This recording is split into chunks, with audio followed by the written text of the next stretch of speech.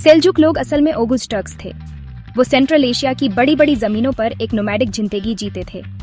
उनका पहला घर अरल सागर के पास था। वो अपने जानवरों जैसे भेड़ और घोड़ों के साथ घूमते रहते थे। लाइफ स्टेपीज में बहुत मुश्किल हो सकती थी।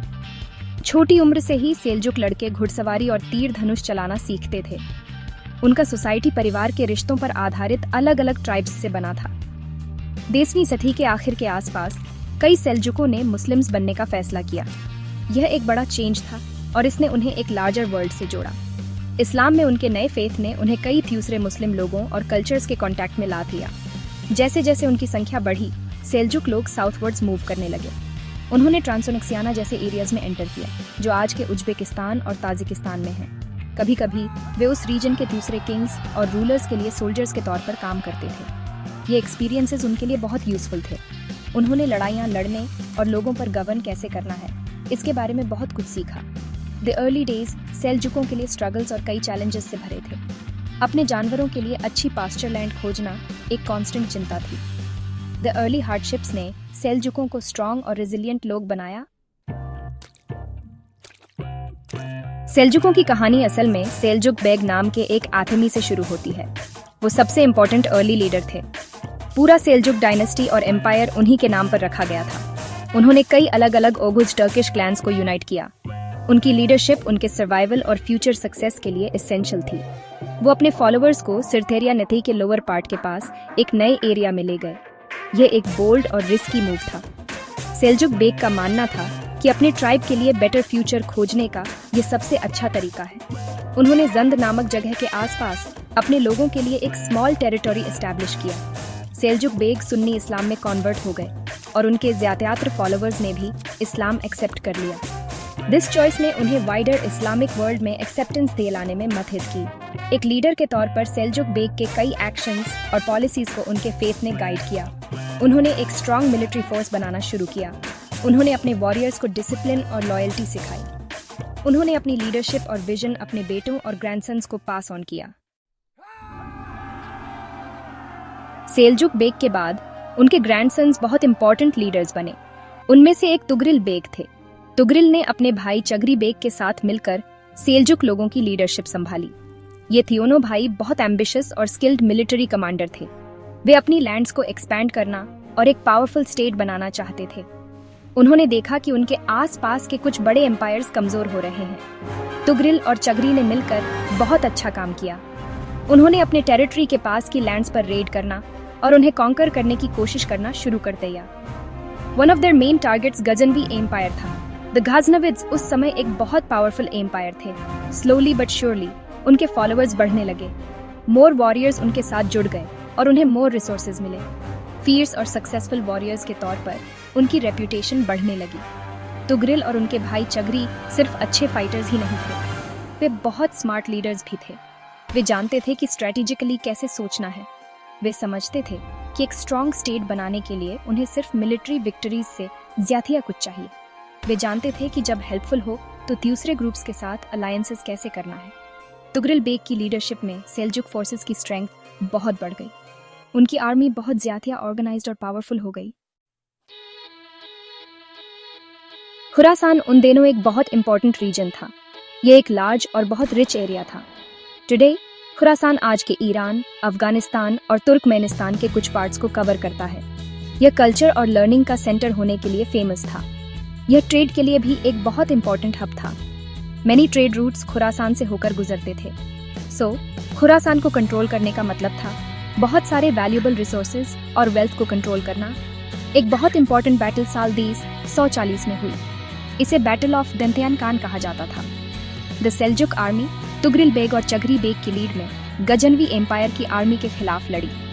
द गाजनविड्स एक बहुत माइटी एम्पायर थे, लेकिन उस समय वे कुछ इंटरनल प्रॉब्लम्स का सामना कर रहे थे। इस बैटल में सेल्जुकों ने एक बहुत क्लियर और डिसाइसिव विक्ट्री जीती। दिस बैटल ने खुरासान रीजन में गजनवी पावर और डोमिनेंस का एंड कर दिया। दंतियान कान में ग्रेट विक्ट्री के बाद तुगरिल बेग को ऑफिशियली सुल्तान प्रोक्लेम किया गया। उन्होंने निशापुर शहर को अपनी फर्स्ट कैपिटल बनाया।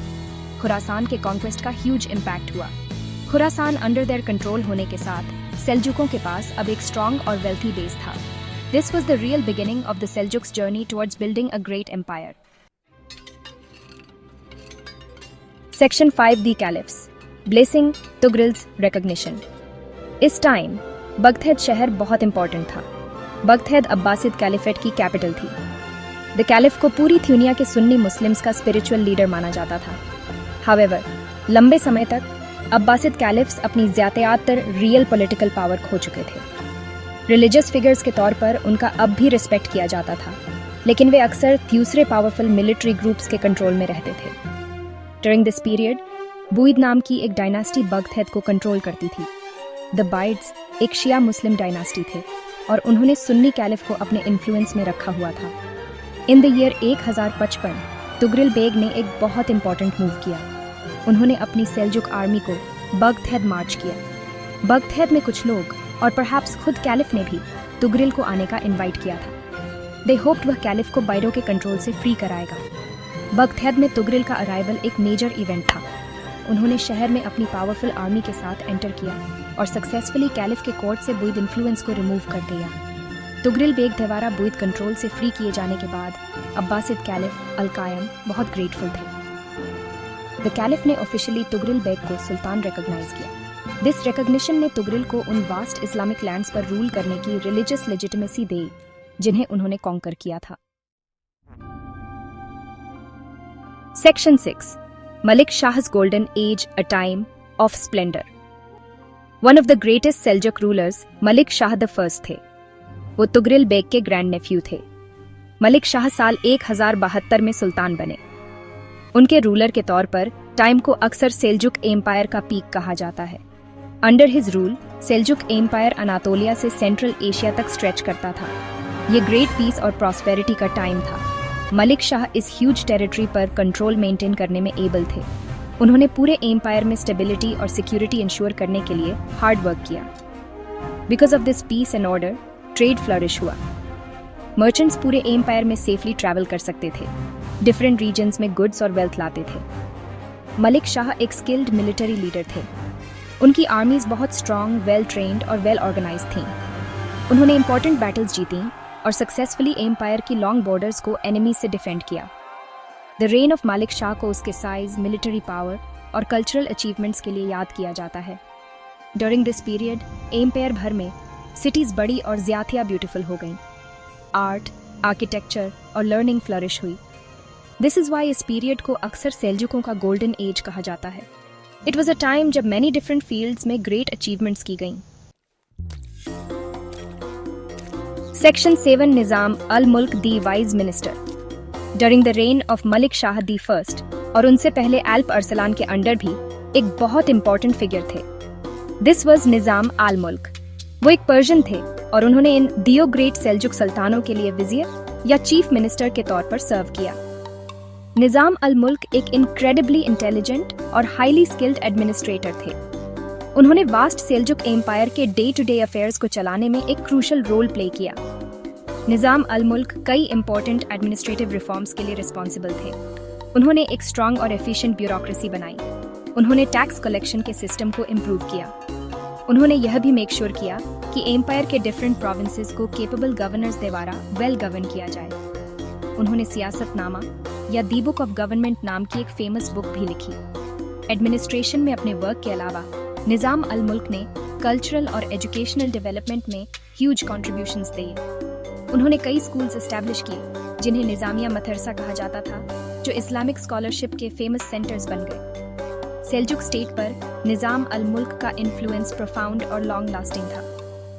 उनके डेडिकेटेड वर्क ने सेल्जुक एम्पायर को ग्रेटली स्ट्रेंथन किया। Section 8 troubled times, crusaders and inner fights. Malik Shah के अंडर सेल्जुक एम्पायर का गोल्डन एज हमेशा के लिए नहीं रहा। आफ्टर मलिक शाह की मौत सीरियस प्रॉब्लम्स उभरने लगी। उनके सक्सेसर्स के बीच पावर के लिए कई स्ट्रगल्स हुए। उनके बेटे और दूसरे रिलेटिव्स थ्रोन के लिए एक दूसरे से फाइटिंग करने लगे। दिस कांस्टेंट फाइटिंग ने एम्पायर को अंतर से वीकन कर दिया। वह यूनिटी जिसने सेल्जुकों को इतना स्ट्रांग बनाया था, लॉस्ट हो गई। डिफरेंट फैक्शंस और ग्रुप्स उभरे। हर कोई थ्रोन के लिए एक डिफरेंट क्लेमेंट को सपोर्ट कर रहा था। These internal divisions ने एम्पायर को आउटसाइड थ्रेट्स के प्रति बहुत वल्नरेबल बना दिया। वाइल सेल्जुक आपस में फाइटिंग में बिजी थे, वेस्ट से एक न्यू थ्रेट आया। द फर्स्ट क्रूसेड साल 1095 में शुरू हुआ। Thousands of European knights और soldiers मिडिल ईस्ट पहुंचे। Their main aim यरूशलेम और तीसरी होली लैंड्स को मुस्लिम रूल से कैप्चर करना था। The Seljuks, क्योंकि वे डिवाइडेड थे, इस न्यू एनिमी को इफेक्टिवली फेस नहीं कर पाए। द क्रूसेडर्स कई बैटल्स जीतने और सेल्जुकों से कुछ इंपॉर्टेंट टेरिटोरीज कैप्चर करने में मैनेज रहे। बिसाइड्स द क्रूसेड्स, सेल्जुकों को दूसरे एक्सटर्नल थ्रेट्स का भी सामना करना पड़ा। देयर लार्ज एम्पायर को मैनेज और डिफेंड करना डिफिकल्ट था। पावर के लिए इन सभी इंटरनल फाइट्स और कांस्टेंट एक्सटर्नल प्रेशर्स के कारण great Seljuk empire break apart होने लगा। ये स्मॉलर पीसेस में फ्रैगमेंट होने लगा। Section 9D Seljuk Legacy, a lasting mark. The Seljuk Empire left a lasting mark on history. They were great warriors and empire builders. They shaped Middle Eastern history in the 11th and 12th centuries. They revived Sunni Islam and spread Turkic culture. Their influence lasted centuries beyond their empire. They were patrons of art and architecture. Persian culture thrived under their rule. They blended Turkic and Persian traditions. Their legacy created a rich cultural heritage.